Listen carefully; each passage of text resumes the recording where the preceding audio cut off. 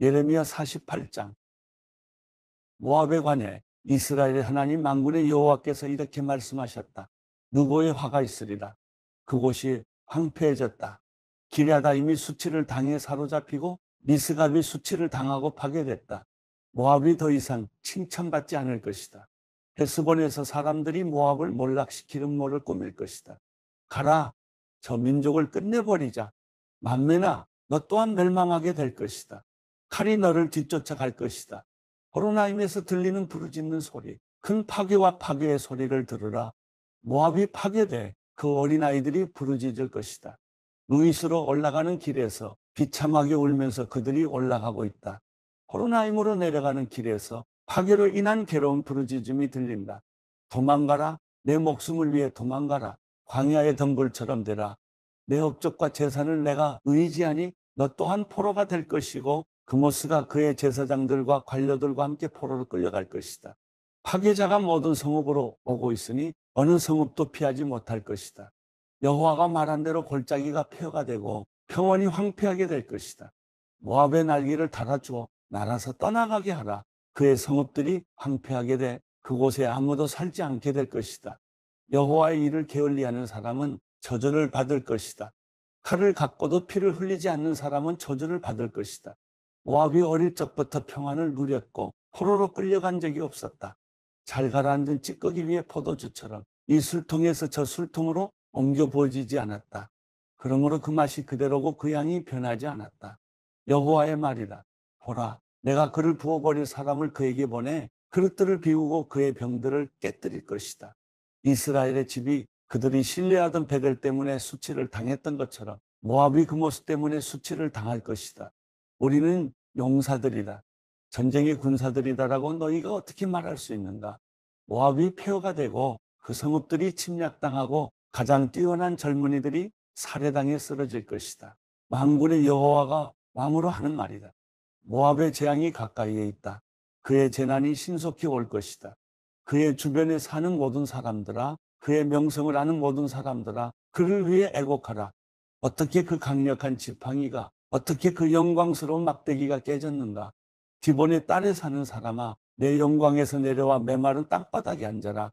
모압의 파괴자가 너를 대적해 와서 요새화된 내 성읍들을 파괴할 것이다. 아로엘에 사는 사람아, 길가에 서서 살펴보아라. 도망가는 남자와 도피하는 여자에게 물어보아라. 무슨 일이 있었느냐? 모압이 수치를 당했다. 이는 그가 파괴됐기 때문이다. 울부짖고 소리치라. 모압이 폐허가 됐다고 아르논가에서 선포하라. 심판이 평원에 내렸다. 곧 홀론에, 야사에, 네바세, 디본에, 누보에, 벳디블라다임에, 기랴다임에, 벳가물에, 벳모온에, 그리옷에, 호스라에, 모압 땅에 멀고 가까운 모든 성읍들에 내렸다. 모압의 뿔이 잘렸고 그 팔이 부러졌다. 여호와의 말이다. 모압을 술 취하게 하라. 이는 그가 여호와에 대해 교만해졌기 때문이다.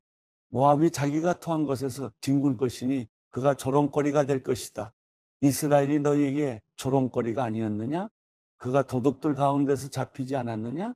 내가 그에 대해 말할 때마다 내가 조롱하며 고개를 흔들었다. 모압에 사는 사람들아, 내 성읍들을 버리고 바위 틈에서 살며 동굴 입구에 둥지를 트는 비둘기처럼 되라. 우리가 모압의 자만에 대해 들었다. 그의 교만함, 그의 거만함, 그의 자만, 그의 마음의 오만함에 대해 들었다. 그는 지나치게 거만하다. 여호와의 말이다.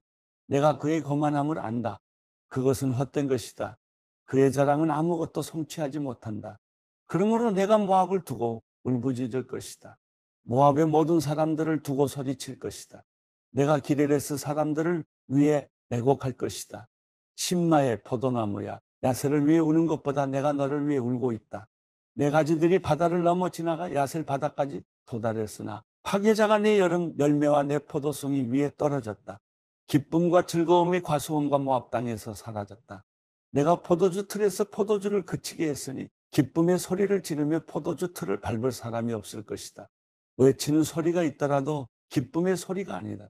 헤스본이 외치는 소리로부터 엘르알레까지, 그리고 야스까지, 소알에서부터 호로나임을 지나 에글라 셀리시아까지 그들의 외치는 소리가 일어났다. 이는 니물인 물까지도 말라버렸기 때문이다. 여호와의 말이다. 모압 산당에서 재물을 바치며 자기 신들에게 분향하는 사람들을 내가 그치게 할 것이다. 그러므로 내 마음이 모압을 위해 피리 소리같이 슬퍼한다. 내 마음이 또한 기레레스 사람들을 위해 피리 소리같이 슬퍼한다. 그들이 모아놓은 재산이 사라졌기 때문이다.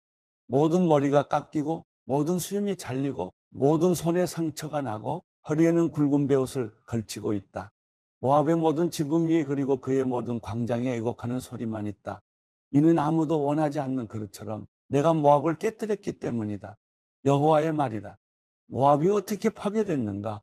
모압이 어떻게 수치로 인해 그 등을 돌리고 달아났는가? 하고 말하며 그들이 울부짖는다. 그리하여 모압이 그의 주위에 있는 모든 사람들에게 조롱거리가 되고 공포의 대상이 될 것이다. 여호와께서 이렇게 말씀하셨다. 보라, 그가 독수리처럼 습격할 것이다. 모압 위로 그의 날개를 펼칠 것이다. 크리옷이 점령당하고 요새들이 함락될 것이다. 그날 모압의 용사들의 마음은 해산하는 여인의 마음 같을 것이다. 모압이 여호와에 대해 교만해졌기 때문에 멸망당해 더 이상 한 민족이 되지 못할 것이다. 모압에 사는 사람아, 공포와 웅덩이와 덫이 너를 덮칠 것이다. 여호와의 말이다. 공포를 피하는 사람은 웅덩이에 빠질 것이고 웅덩이에서 나오는 사람은 덫에 걸릴 것이다. 내가 모압을 처벌할 때가 오게 할 것이기 때문이다. 여호와의 말이다. 헤스본 그늘 아래 도망자들이 무력하게 서 있다. 불이 헤스본에서 나오고 불꽃이 시온 한가운데서 나와서 모압의 이마를 소동하는 사람들의 머리를 삼킬 것이다. 모압아, 내게 화가 있도다. 그모스 사람들이 멸망당했다. 내 아들들이 포로로 잡혀가고 내 딸들이 포로가 됐다. 그러나 내가 마지막 날에 모압의 포로를 다시 돌아오게 할 것이다. 여호와의 말이다. 모압에 관한 심판이 여기서 끝난다. 누가복음 14장. 안식일에 예수께서는 음식을 잡수시러 한 바리새파 지도자의 집으로 들어가셨습니다. 그때 사람들은 예수를 가까이에서 지켜보고 있었습니다. 예수 앞에는 수종병 환자가 있었습니다. 예수께서 바리새파 사람들과 율법학자들에게 물으셨습니다. 안식일에 병을 고치는 것이 옳으냐, 옳지 않으냐? 그러나 사람들은 입을 다물고 있었습니다. 그러자 예수께서 그 사람을 데려다가 병을 고쳐주고는 돌려보내셨습니다. 그러고 나서 예수께서 그들에게 물으셨습니다. 너희 중 누구든지 자기 아들이나 소가 우물에 빠지면 안식일이라도 당장 끌어내지 않겠느냐? 사람들은 아무 대답도 할 수 없었습니다. 예수께서 초대받은 손님들이 윗자리를 고르는 것을 보시고 초대받은 사람들에게 이런 비유를 들려주셨습니다. 결혼잔치에 초대받으면 윗자리에 앉지 마라. 혹시 너보다 더 높은 사람이 초대받았을지 모른다. 만약 그렇다면 너와 그 사람을 모두 초대한 그 주인이 다가와 이분에게 자리를 내드리십시오라고 할 것이다. 그러면 너는 부끄러워하면서 끝자리로 내려가 앉게 될 것이다. 그러므로 초대받으면 끝자리에 가서 앉아라. 그러면 주인이 와서 친구여, 이리 올라와 더 나은 자리에 앉으시오라고 할 것이다. 그렇게 되면 다른 모든 손님들 앞에서 내가 높아질 것이다. 자기를 높이는 사람은 낮아지고 자기를 낮추는 사람은 높아질 것이다. 그때 예수께서는 초대한 주인에게 말씀하셨습니다. 점심이나 저녁을 베풀 때 친구나 형제나 친척이나 부유한 이웃을 초대하지 마라. 그렇게 하면 그들이 너희를 다시 초대해 갚을 수 있기 때문이다. 오히려 잔치를 베풀 때는 가난한 사람들과 지체에 장애가 있는 사람들과 다리 저는 사람들과 보지 못하는 사람들을 초대하여라. 그리하면 내가 복받을 것이다. 그들이 내게 갚을 것이 없기 때문이다. 의인들이 부활할 때 내가 갚음을 받을 것이다. 예수와 함께 식탁에 앉은 사람들 중 하나가 이 말씀을 듣고 예수께 말했습니다. 하나님 나라에서 먹는 사람은 복이 있습니다. 예수께서 대답하셨습니다. 어떤 사람이 큰 잔치를 준비하고 손님들을 많이 초대했다. 잔치가 시작되자 그는 종을 보내 자기가 초대한 사람들에게 이제 준비가 다 됐으니 오십시오라고 했다. 그러나 그들은 한결같이 핑계를 대기 시작했다. 어떤 사람은 내가 이제 막밭을 샀는데 좀 가봐야겠습니다. 부디 양해해 주십시오라고 했고, 다른 사람은 내가 황소 5쌍을 샀는데 어떤지 가보는 길입니다. 부디 양해해 주십시오라고 했다. 또 다른 사람도 내가 결혼을 해서 갈 수가 없습니다라고 했다. 그 종이 돌아와 주인에게 그대로 전했다. 그러자 그 집 주인은 화가 나 종에게 명령했다. 당장 길거리와 골목으로 나가 가난한 사람들과 지체 장애가 있는 사람들과 보지 못하는 사람들과 걷지 못하는 사람들을 데려오너라. 종이 말했다. 주인님, 분부대로 했습니다만 아직도 자리가 남아 있습니다. 그러자 주인이 종에게 말했다. 큰 길과 산울타리로 나가서 사람들을 데려다 내 집을 채워라. 내가 너희에게 말한다. 처음에 초대받은 사람들은 한 명도 내 잔치를 맛보지 못할 것이다. 큰 무리가 예수와 함께 길을 가고 있었는데 예수께서 뒤돌아서서 그들에게 말씀하셨습니다. 누구든지 내게 오면서 자기 부모와 아내와 자식과 형제 혹은 자매와 자기 생명일지라도 나보다 더 사랑하면 내 제자가 될 수 없다. 누구든지 자기 십자가를 지지 않고 나를 따르는 사람은 내 제자가 될 수 없다. 너희 중 어떤 사람이 탑을 세우려 한다고 하자. 그러면 먼저 자리에 앉아 완공할 때까지 어느 정도 비용이 드는지 계산해 보지 않겠느냐? 만약 기초만 잘 닦아놓고 일을 마칠 수 없다면 보는 사람마다 비웃으며 말할 것이다. 이 사람이 짓기를 시작만 하고 끝내지는 못했구나. 또 어떤 왕이 다른 나라 왕과 전쟁하러 나간다고 하자. 그가 먼저 자리에 앉아 1만 명의 군사로 2만 명의 군사를 이끌고 오는 왕을 대항할 수 있을지 생각해 보지 않겠느냐. 만약 승산이 없다면 그가 아직 멀리 있을 때 사신을 보내 화친을 청할 것이다. 이와 같이 너희 가운데 누구든지 자기 소유를 다 포기하지 않으면 내 제자가 될 수 없다. 소금은 좋은 것이다. 그러나 소금이 짠맛을 잃으면 무엇으로 다시 짜게 하겠느냐? 그것은 땅에도 거름에도 쓸모가 없어 밖에 내버려진다. 귀 있는 사람은 들으라.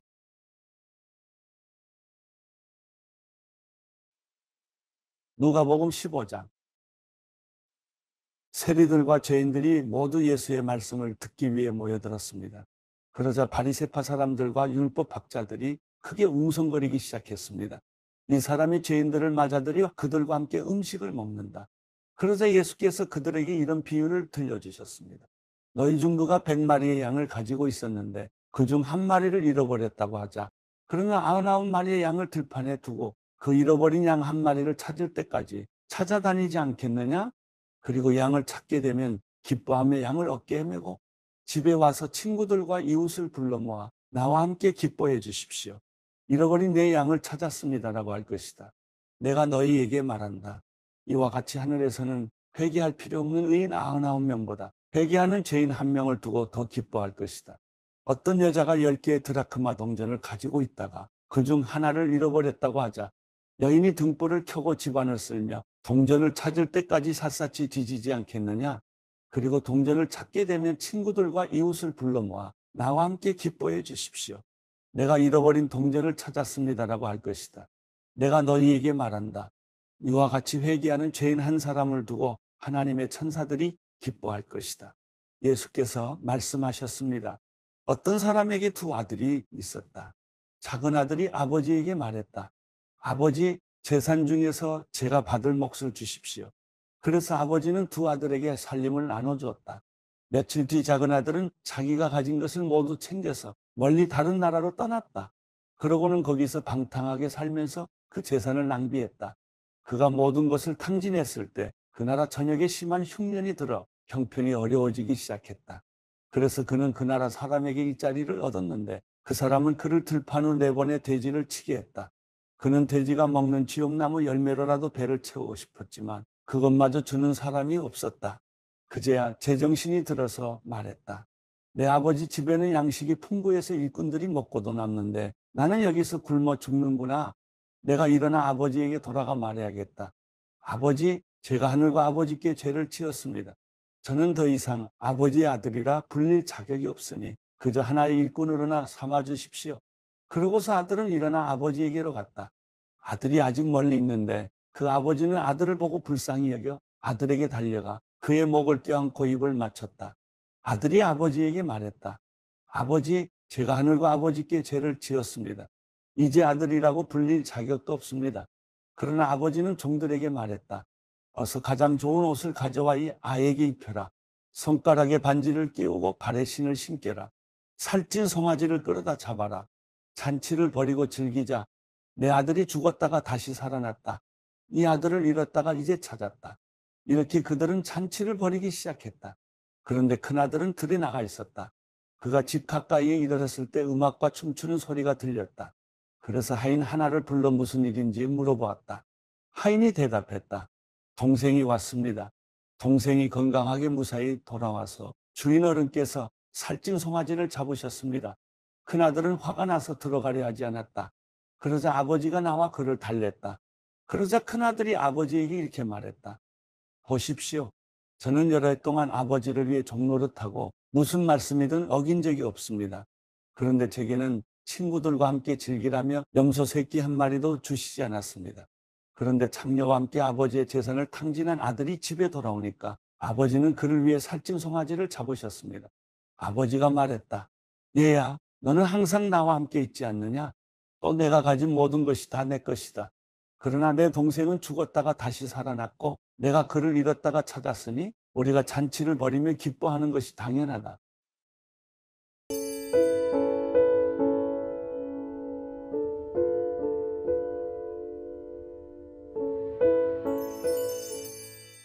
시편 149편.